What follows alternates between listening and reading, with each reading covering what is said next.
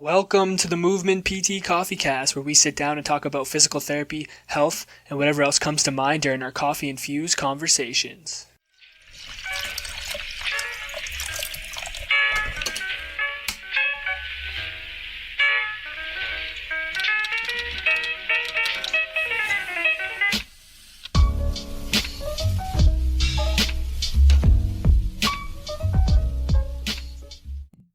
What's going on, guys? Welcome back to the Movement PT Coffee Cast. My name's Dalton, and with me, as always, is my beautifully bearded friend, William. William, how are we doing today?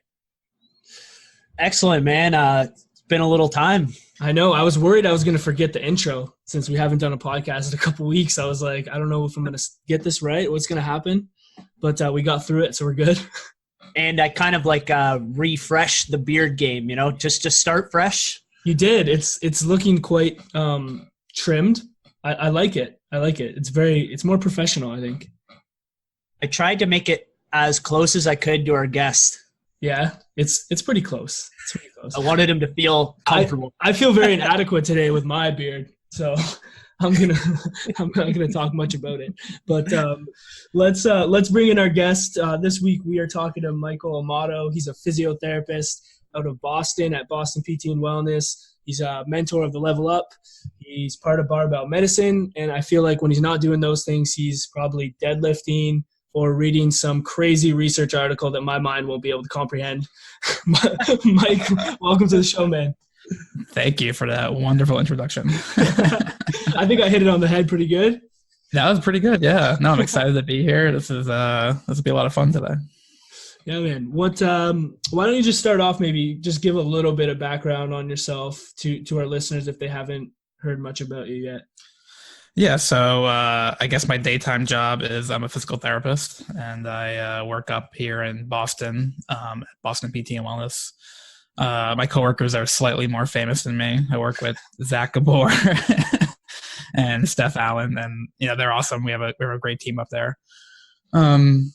And so, yeah, I've been practicing this area for a long time, kind of bopping around a little bit from a hospital-based outpatient clinic to like a cash-based practice at a gym to a private clinic. And that's kind of how I ended up eventually with Boston PT and Wellness.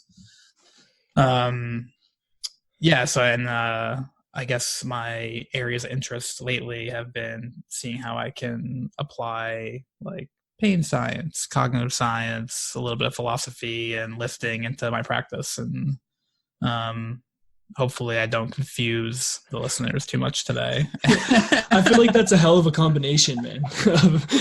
I don't know how these things happen. One day you're reading just a very basic article on how squats improve knee meniscus, like this, and then you wake up one day and you have 3 philosophy books sitting up by your bed. It's like what happened? Where did I go wrong? Yeah, it's like when you go on YouTube and you just keep clicking and you keep going to the next video. It's like wherever it takes you. Yeah. My life is like a YouTube wormhole. Before we dive too much into all that, I'm curious to hear, I know you just recently, well, maybe not just recently, but joined Boston PT and Wellness, and I'm kind of interested to hear a little bit about your journey, and how maybe working in those different areas that you've been part of have helped build your framework, and how that's kind of changed over the period of time. Yeah, so it's funny because I've only been out of school for 6 years now, maybe going on 7. I don't know, but even then the landscape was a lot different. I didn't get my first smartphone until after I graduated from PT school. So there was no presence of social media and what else was going on. It's just you were in your silo in school, and I think that was good and bad. I think the bad part was you don't have that kind of worldview that I think a lot of students now can get access to, and other ideas and other ways of thinking. But then I think the good thing is I just started simple.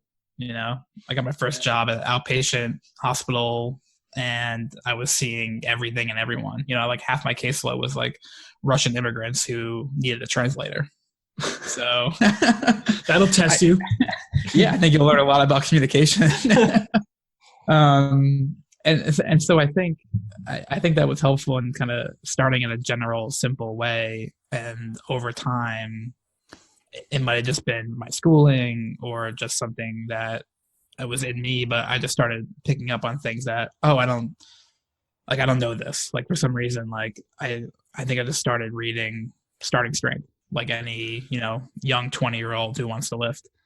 And I was like, oh my God, I think I can apply this. Like for some reason, this wasn't taught to me in school. I need to learn more about it. And that was like the first of many things that kept happening. Whereas like you come across a topic, you come across a person who's doing something, and you're like, wait a minute, there's this thing I didn't know that existed, and it seems applicable. And I think like I just started putting myself into different networks and different rooms that helped cultivate that. And I think the biggest thing for me was joining Clinical Athlete back in like 2015, I think, and meeting a lot of people and discussing a lot of research and ideas. And that kind of just kept pushing me along different steps. That's essentially how I met Zach Gabor, and how we started to get to know each other. And, I give this advice to a lot of the students that come in to Boston PT and Wellness now, because we have a pretty busy clinical rotation kind of experience internship model. And it's not going to be perfect in the beginning. I think that's okay. It's kind of like embracing that process of like, kind of start simply, and hopefully if you're have the desire to keep learning and keep pushing yourself and keep surrounding yourself with people that push you, I think eventually you'll end up where you want to be. And so I owe it all a lot to the people that I've surrounded myself with, is like usually my big point. So do you find with your students, I mean, let me rephrase this maybe a little bit.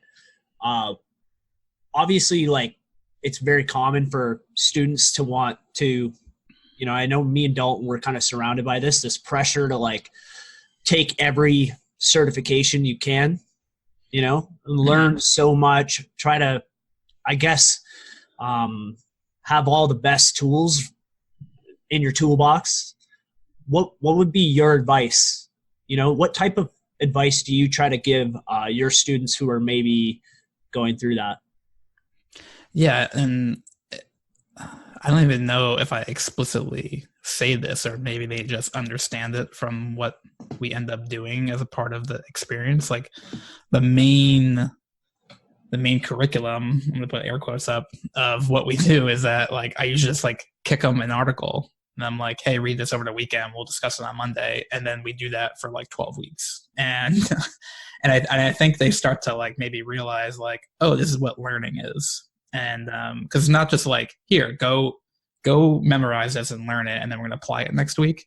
We just, I have a set of ideas of what I want to teach them, and then it almost like self-guides itself into like what they want to know more about, what they seem interested in. And I think that model of that discourse and that discussion-based education, like I hope that like instills into them like what they can see as their continued learning experience, like out of school and into like the workforce. Yeah. I know one of your roles at Boston PT Wellness is like the director of clinical education, right? Like one of your titles. Yeah. Obviously you see a lot of students, maybe what's like one thing you try to get your students to grasp around like pain and understanding pain when they walk through the doors? Because I feel like it's a very talked about topic now, and in most curriculums, I mean, we can speak from our perspective, like we didn't get a whole lot in it, and I think it's something that students are like, I need to know more about. So maybe what are some things you try to get them to take away with regards to that?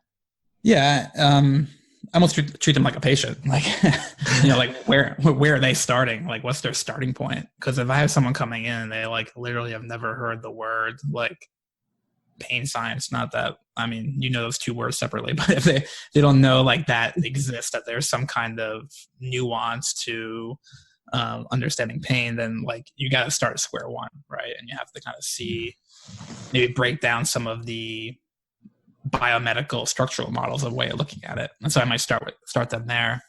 We were lucky last winter, we had a really good student come into our internship, and he was pretty ahead of, I would say, the curve.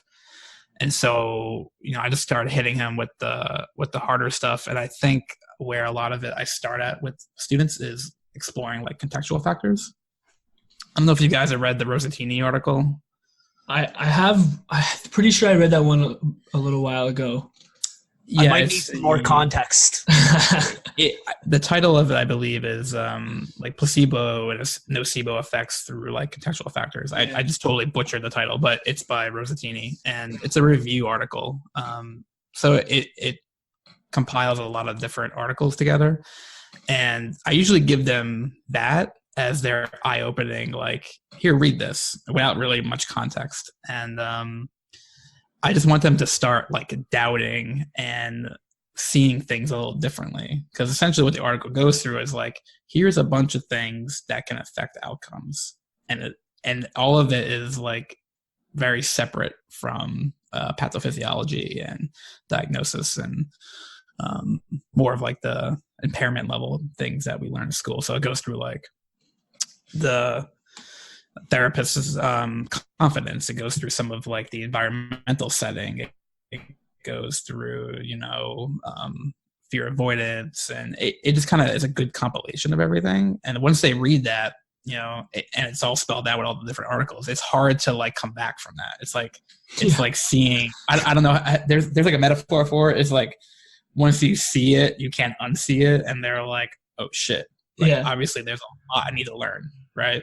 So I like starting there, because then it's going to be a process, like I was joking earlier, like, you can start reading something very simply, and then you don't know where you're going to end up a couple of years from now. And I also think I try to instill that too, is like, this is not a set thing yet. Like, this is going to evolve forever, just like everything in science and philosophy. Our understanding of pain is going to keep changing, but as long as you're comfortable with it being uncertain, that I think is like the biggest like takeaway I hope they get. That's a good point. I think when I went through a similar, like process when I started learning about contextual factors, and I remember, I think one of the biggest impacts it had on me was it kind of took my ego and it just sort of like brought it way down. And I'm like, oh, okay. There's a lot more going on here than I'm actually in control of, or maybe in some respects I am in control, but I can't necessarily, know or predict exactly what the outcomes are going to be, or what is going to influence the outcome. Yeah, I think everyone needs that check, like that hit, and it hurts at first, because you're not taught that in school. You're taught to, you're in control of the entire situation. Like, you're supposed to control the entire situation. Like, the patient comes to see you, you're supposed to diagnose them, give them the correct treatment, and that's that. But, we don't treat and examine and, interact with our patients in a vacuum. There's like too many things to even account for. That doesn't mean you throw your hands up in the air and you just like, you say, whatever, it's going to get better with time. It's just that you start to notice what you can control and what else might be going on, because our outcomes aren't 100% success rates. There's no way. Like, we're not that good. Right. So. What was like, go ahead, Will, go ahead. I was just going to say, like, uncertainty is something that you seem to like bring up quite a bit. And just like being comfortable with the uncertainty. And I remember listening to, I forget which podcast it was, but one of your podcasts, you were talking about how with your clients, one of your hopes is to have them be more comfortable with the uncertainty. Mm-hmm. So I was kind of curious, if you could maybe expand on what you mean by that and why you think that's a beneficial thing for a client to have. Yeah, it's tough, and I think you'll have different people coming from different points, but I think what gets in a lot of people's way, and you can see this in more than just rehab, in training, it's probably really apparent too, that if you think everything needs to line up exactly the way you're expecting it to, and that you can predict exactly what happens. And it's almost like we end up becoming like these math equations. Like it's never going to happen. There's just too much messiness with everyday life and being a human. So the more I think you can acknowledge that, I think then you can change your expectations. And not to say like you become a pessimist. It's more about you change your expectations to be a little more flexible and kind of play off that variability. It's just like going to the gym. Like if you're supposed to hit like a top set at a certain weight and you go in and you feel like awesome, everything's flying, then you should be able to push that up a little bit, right? But if you go in and it feels like shit and, your warm-ups feel like, like 1RMs, then you should be able to play off of that. Like it doesn't have to, like we're just bad at predicting human, I won't say behavior, but like, I guess just like outcomes in humans. So if you're more aware of that, I think it ends up being a little bit more anxiety reducing for that person going through it. And it makes your job a little bit less intense, Mm-hmm. Like if every little thing that goes off of what you expect and you take that as like a personal hit, those things add up. And then I think what ends up happening is like you become burnt out and detached and you start separating yourself from the clinical environment. And I don't think that's the only reason why people would burn out, but I think that would be one of the reasons, Yeah. How would you go about in a situation like I've had this a few times before, and I feel like this is very much like kind of related to what you're sort of talking about there. The client that'll come and maybe you've been working with them for a bit and their goal is becoming, I want to do this so I never have this issue again. Mm-hmm. Yeah. You know what I'm talking about? Yeah. Well, it's tough because I think everyone comes into this kind of rehab situation with a different idea of what rehab is and what it's going to be.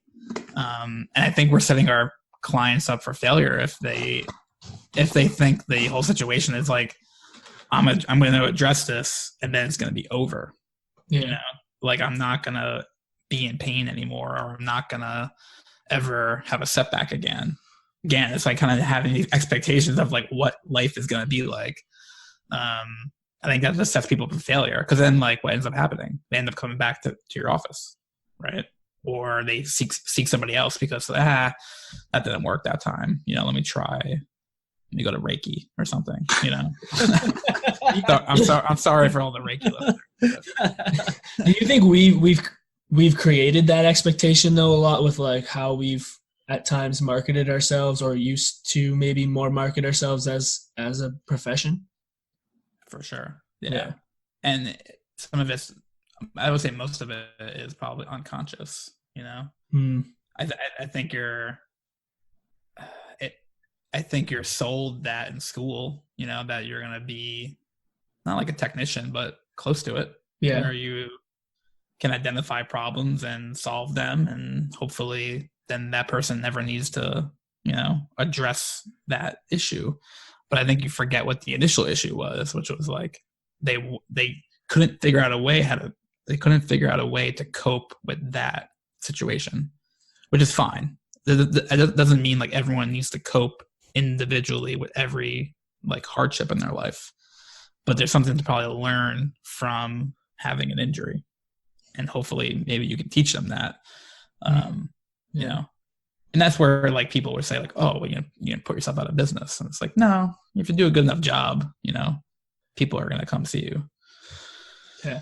How do you think we start to shift like that idea of what physio is and like bring that to the public so their expectations are, maybe a little bit more set to like set them up maybe for success?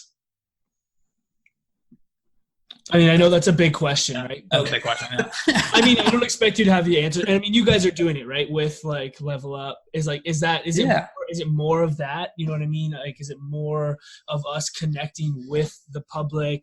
Is it more of us connecting with other other people in the profession to shut these shitty ideas down and start to transition, or like? Yeah, it's tough. I actually had a similar talk last week. I went to go do a guest lecture at the University of Hartford with Eric Sokolowski and Eric Lagoy, and my talk was on allostasis and stress. So it was all about like chronic stress and how that ends up being a big contributing factor to chronic disease. And so, but at the end of the lecture, I was like, so what's our role now? If we look at all these societal factors and how they cause chronic disease, we're not out there like changing socioeconomic status and generalized anxiety induced by just like the way our culture is set up. And so I posed that to the students, and I think the agreement we ended up coming to was, it depends what role you're in. And so I think if you're the clinician who's treating 40 hours a week and just doing your job, you can have like so much impact with every single interaction you have with your patient load. Because if you have like, on average, I might have 3 to 5, maybe even more new evals a week. You stretch that over a year, you might be looking at like, put me on the spot, my own math, 250, new patients a year or something like that. You can make a big impact in your community, and like the way you're talking to your patients and educating them and treating them, that's just going to keep kind of webbing out. And I think we're seeing that in our Winchester clinic, which is our newer clinic, is all of our referrals are word of mouth, and the model that we practice is the model that we're kind of talking about right now. So something's clicking, and I think like if it has to start in a grassroots way, and then eventually, either through like avenues like Level Up, or some of us get pushed more into like these higher level positions in like your governing bodies, it's probably has to happen at multiple levels. So I think like you have to understand like what can you do, like what can your impact be. Like you might not be able to be like a public health official, but I think you can. There's always an impact. Yeah, I like that idea and that thought process of like it puts it back on us, right? Like it's you when you look at it, it seems like an unwinnable battle. But if you just try and change like yourself, right, and like how can you be better to impact that person that you're seeing, and like you said, that's just going to grow and grow and grow, and hopefully, if there's a lot of little silos of people doing that we're just going to push it so far wide that you have to start addressing it at higher levels. Because they're going to be like, what's going on here? You know what I mean? Yeah, people will start paying attention. Right. What was I going to say? Lost my train of thought. But yeah, I just think that individual impact is huge, and I think we can overlook it. Oh, well, my thought. Here's my thought. Like one of my first questions usually on an eval is, have you ever had a physical therapy before? In most cases, they're not. Like it's their first time. I think, I don't know, we'd have to run like some kind of analysis on this, but I would say in most cases people either it's their first time or they're like, I had it like 25 years ago and I don't even remember. Yeah. So I think like it's a blank slate. Like you can form what their idea of physical therapy is right on the spot. Most people don't really know what we do. They don't have strong ideas of like what it looks like. It would be like if I hired, I don't know, like an accountant. Like I kind of know what an accountant does, but that first interaction with the first accountant I hire is going to form what I know about accounting. Right. So there is a lot of power in that, which is like good and bad, because then you can have the opposite end of the spectrum where it can be a very maladaptive kind of system or kind of belief structure.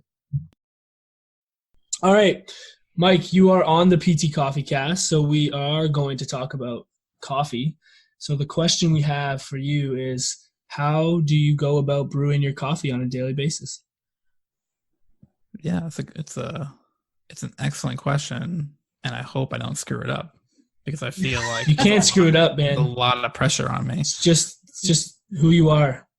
Yeah. So we tend to do pour overs, nice. And our household, we have a pretty large pour over with a reusable screen filter, and grind the beans ourselves. My wife actually works at a cafe.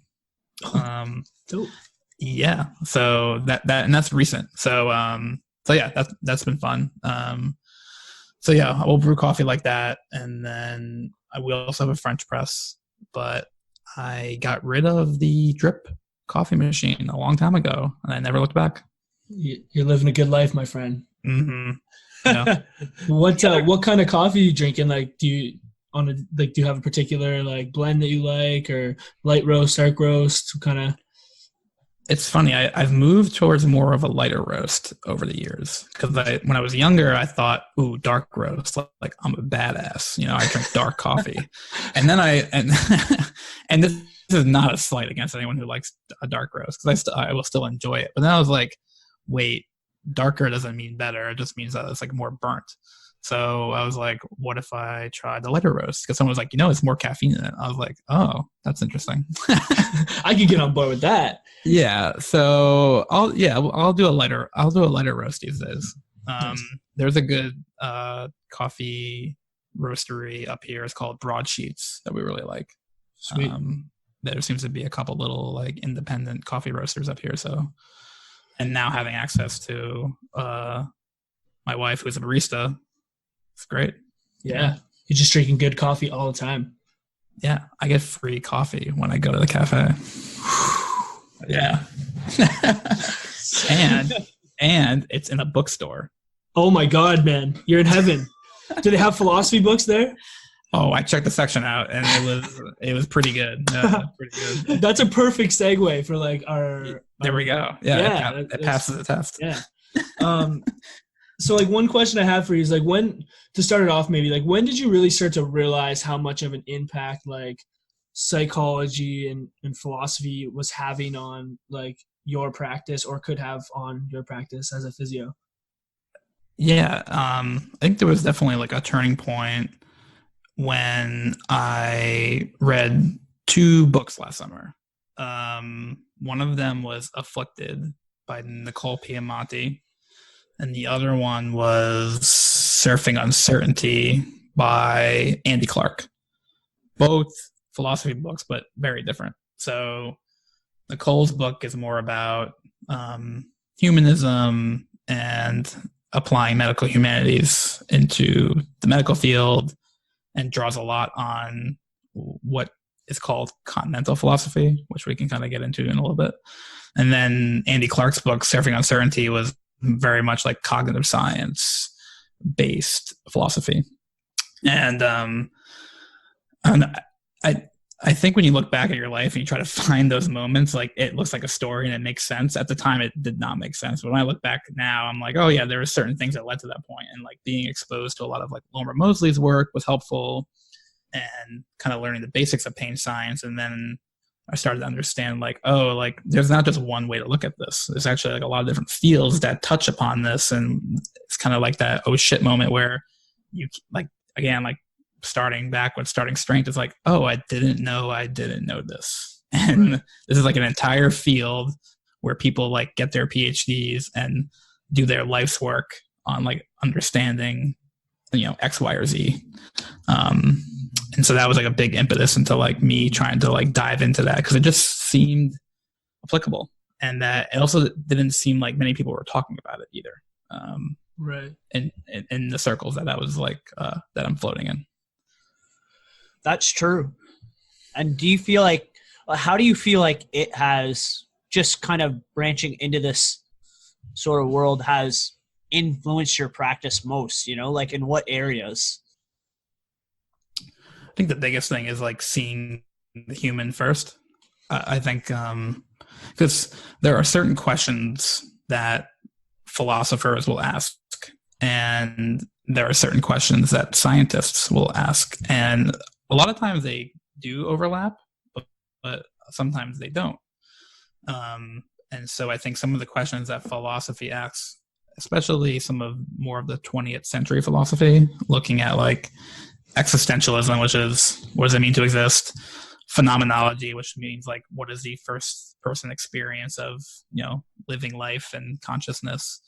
Some of those questions that get asked, like it's hard to answer that through like a meta-analysis.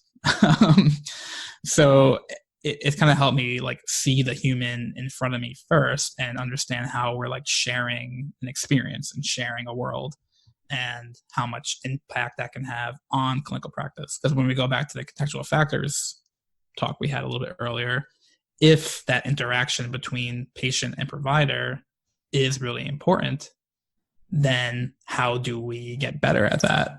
And I think there's a lot of ways you can get better at that, but there's experience driven knowledge, and there's also learning more about like stories and how that applies to human experience. So I think philosophy can help kind of tie that stuff together. And that's what I've seen kind of help, is kind of put me back like on earth instead of just kind of like floating up in the clouds and thinking about, neurotransmitters, affecting,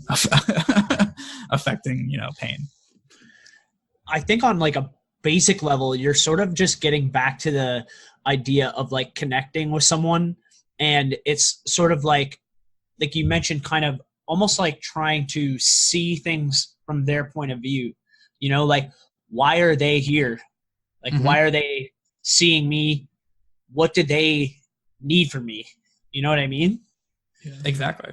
There is a specific reason they're there, and it's not what you assume it probably is, Yeah. The one thing I've started to realize too, and this could be super basic, I don't know that much about philosophy, but it's just like how different someone else's understanding of just the world in general and their frameworks can be from you. And once I've like accepted that, it's kind of allowed me to like look at our interactions in a different way. And like, I try not to think of like that this person thinks like me. They're their own person, and they're thinking and seeing the world totally different based off their experiences. And I try and use like the initial assessment to like get a better understanding of where they're coming from, and maybe some of the things that have helped shape their view of rehab, but also of like the world, like, and different things that they've been through in their life. And like, it's helped a lot to like come from that perspective. Yeah. And I think the good providers have always been doing that. And maybe we just haven't thought about that enough. Like we were just assuming that wasn't the important part of the job, Right. Yeah. And that's where a lot of, that's why clinicians in the past maybe, or they got good results, was because of that. It wasn't because of the e-stim. It wasn't because of the bloodletting, it wasn't because of the plungers, but, that I think, and, the funny part about philosophy is like, a lot of times you're just like probably overcomplicating it. And so like, if you had this conversation with somebody who's been in the field for 30 years and you were discussing this with them, it would probably be one of those like, no shit, like, that this is important. Like I connect with my patients, but I think it's important to like bring it front and center and maybe dive into it a little bit and understand it more that way. That can become a priority when educating our future clinicians. Yeah. Because how you think about what clinical practice is will dictate what you learn and how you interact with people. And I think we didn't realize maybe how much like that part of it can actually influence the outcome of the person that's sitting across from us, and especially with their pain experience and different things like that.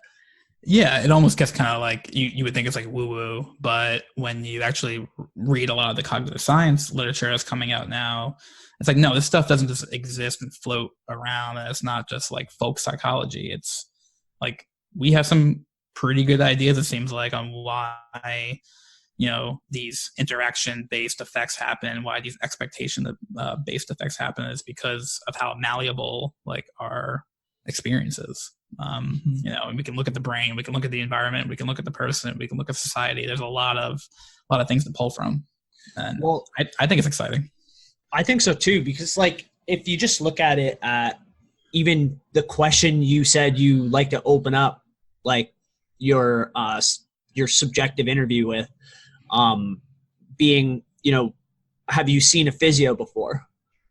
Like, sounds like a basic question, but really it probably tells you a lot, about that person's experience. For sure. And even before I do that, I try to talk to them for about, it's probably like a minute.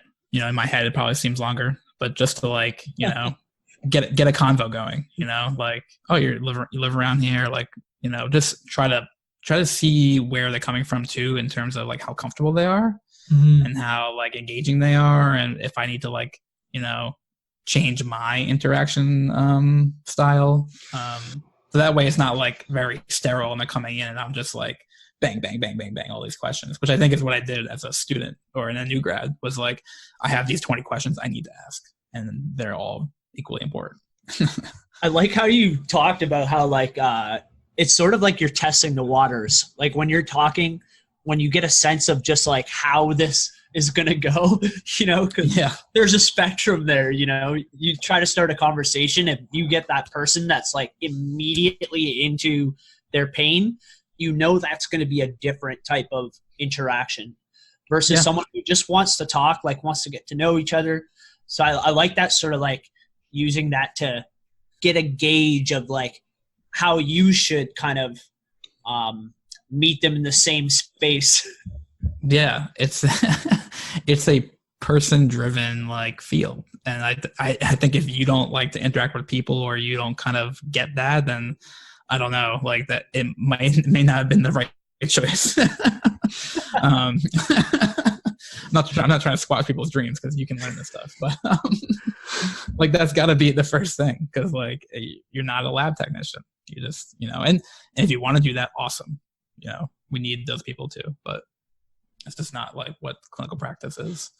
And that's like what philosophy and psychology has helped me kind of realize is like I need to start at that point.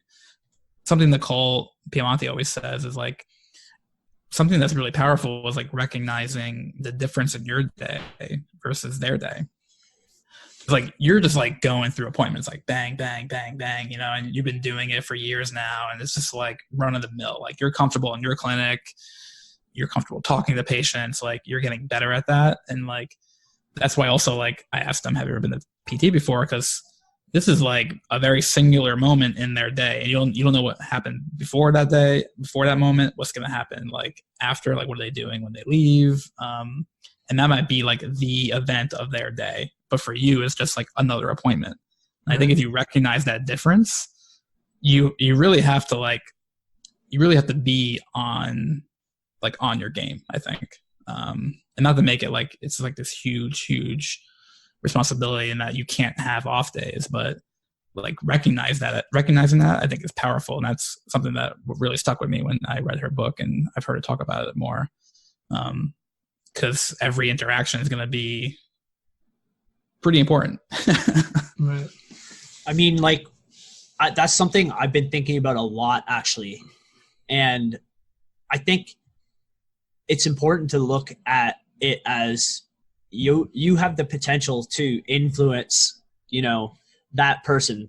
However the scale is, like, even if it's a small amount, like you can either be a positive influence on their overall health, or you can be a negative influence on them, So I feel like that's just a good thing to keep in mind. Because like you said, the days go by and like you're seeing assessment after assessment, just to recognize that like, that person's the weight they're putting into that appointment may be much higher than you might know. Yeah. And I think it's a little bit easier for us. And she draws a lot off like the broad medical field. So like even like in the hospital, like for acute care.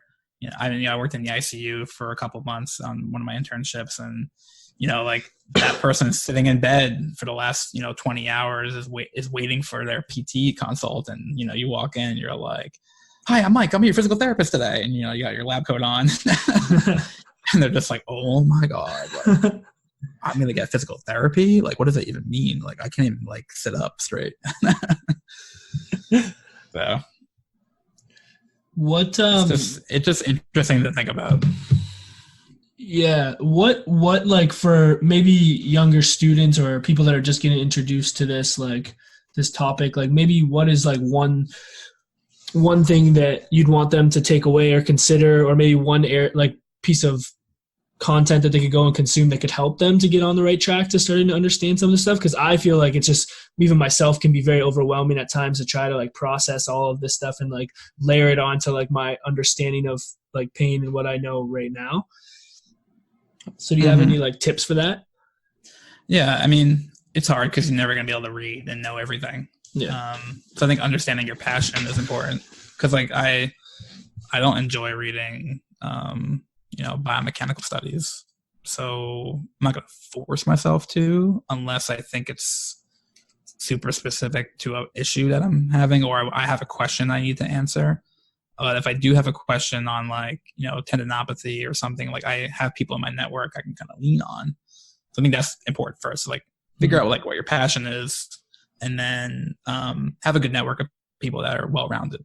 And then beyond that, like if you're really interested in like the pain and maybe broadening that spectrum, you just got to start somewhere. I don't know. Like it's hard. Like I think I started with a lot of the Lorimer Moseley research. And I think that's a great place to start. There's a lot of good takeaways from that. And then it has a lot of good reference. Like he has a lot of good references you can keep diving into. Aches and Pain by Louis Gifford is supposed to be really good. I think it's like 3 books, but they're from like the 80s, I believe. So he was a little bit ahead of the curve, and I think he puts a lot of things into the big picture that we're still talking about this day. Another like interesting thing that I like to do is read some of like the source material for like some of the big ideas. Like I don't know how many people have read George Engel's paper on the biopsychosocial model. Yeah. It's really interesting, and it was written in like 1977. And I think we have this idea of what biopsychosocial is, but many of us haven't even like read what the original paper was like. And then what was he saying in 1977, and how has that panned out, 40 years later, 50 years later? Yeah. It's crazy when you read that article, if you haven't read it yet. Yeah. And I remember reading it a little while ago, and I'm just like, whoa, it's crazy. Yeah. So I'll do that. I'll bounce back and forth between like trying to rediscover some of the old stuff and then seeing how that still applies. And with Level Up, we definitely push certain pieces. We definitely push Afflicted. But she does have articles that are shorter, and, you don't have to buy it, because it is a dense book. It's hard to read. But Nicole has some good articles that people can start with looking at some of the communication-based stuff. Cool. Yeah. And I can link some of these guys, some of this stuff for you guys if you want to put it on the show notes. Yeah, that'd be sweet. It's hard because like we do like, when we have new students come on, I have like a starter pack, and the starter pack's changed every, rotation. So the Mike Amato starter pack to blowing your mind. It's fun. It's fun. We have a new student coming next January or next April, and she was like, let me know what I can like read and prepare for. And I was like, don't you worry. We'll say no more. We're gonna send you stuff. Yeah, like we're gonna have to wait, because like if I send you stuff now, it's gonna probably change in 6 months. So I know you just recently started like being part of Barbell Medicine, so I'm curious to hear like how that relationship started and like what's going on for you like in the future with some of the stuff that you're gonna be doing with them. Yeah, so that's pretty exciting, and also like very new. It wasn't something I expected really at all, but it kind of like naturally developed because of my friendship with Michael Ray and Derek Miles, which we started in Clinical Athlete, like on the forum. I went to one of their courses. We've met up at CSM, so we've stayed close, and we've always discussed like articles and ideas and stuff, and kind of just naturally developed where Michael Ray wanted to start a podcast, and he was like, do you want to co-host? I said, yes. Which is why I had this fancy mic That's why you sound so good right now. Yeah, the sultry voice coming through the mic right now is because of that. Yeah, so we developed that, and then they thought, well, why don't we just sweep it under the Barbell Medicine umbrella, and then you can kind of come on and help us with some of the other projects we're doing. So that's pretty much how it went down, and so I'm excited about that because we're going to be doing a podcast. I'm going to be helping them with some of the remote clients that they see. Mike and Derek help out with their Barbell Medicine review. They're trying to take their old website, Logical Rehab, and put it onto the Barbell Medicine blog. So there's a couple of things in motion, and I think that'll evolve over time. But the main idea is to get this podcast going and help out with some of the remote client work and forum and Facebook page kind of admin work, which is cool because I'm kind of coming into this not like a outside per se, but like they've definitely established a community. You know, they have a community of lifters and people who are active and general pop, and it's cool to see that they're cultivating some of the things that we've been talking about today and how people view pain and injury, and it's seeing if you can make people essentially, if you can make the community almost like autonomous in that way. Cool. Yeah. I know you wanted to I know being educating was a big thing that you wanted to be a part of. Is this kind of how you saw yourself doing it, or did you see it in a different way? I think this is a bigger opportunity than I imagined myself being a part of. I always wanted to kind of contribute in some way to educating, and whether it's patients, like general pop, or clinicians and students. And I think early in my career, I tried to reach the general public, like any kind of young new grad these days, where I started a blog and an Instagram page, and I kind of just grew disenchanted with that. So I think I've always wanted to kind of get back into it. So I feel like this is a really great avenue for me to kind of get to the people that matter too, like the people in pain, the people who are experiencing injury, the people who are training, because we can teach the clinicians, but there's also that huge population out there that are looking for answers and looking for advice. This is one way that you can provide it. Sweet. Can't wait to hear more about it. Yeah. Oh yeah. Looking forward to So the we have podcast. a few episodes coming out. Yeah. Yeah. We just recorded episode 2. I don't know when this podcast will be released, but I think episode 2 of our podcast will be out by then. Nice. So yeah. What kind of topics do you guys plan on getting into, just for our listeners who are thinking about checking that out? So episode 2 is going to be on epistemology, which is the philosophy of knowledge. So that'll be, if you're interested more in that should be a good one. We just wrapped it up yesterday, so I'm editing the audio today. And episode 3, we're going to have Peter Stillwell on, who is a PhD candidate, I believe, in Canada. So represent your neck of the woods. Although I say that very broadly because Canada is huge. Yeah. And but he came out with a paper called an inactive approach to pain beyond the biopsychosocial model, which is an excellent read if anyone's interested in it. It really does a good job of covering a lot of the cognitive science and embodiment in action philosophy into how it could look in clinical practice. So Sweet. excited for that. And then I think we're gonna do a low back pain episode after that. Cool. Yeah, that's awesome. Is there anything else you would like to say? You want to leave a mind-blowing outro to your podcast with us, or do you want to just leave where people can find more about you?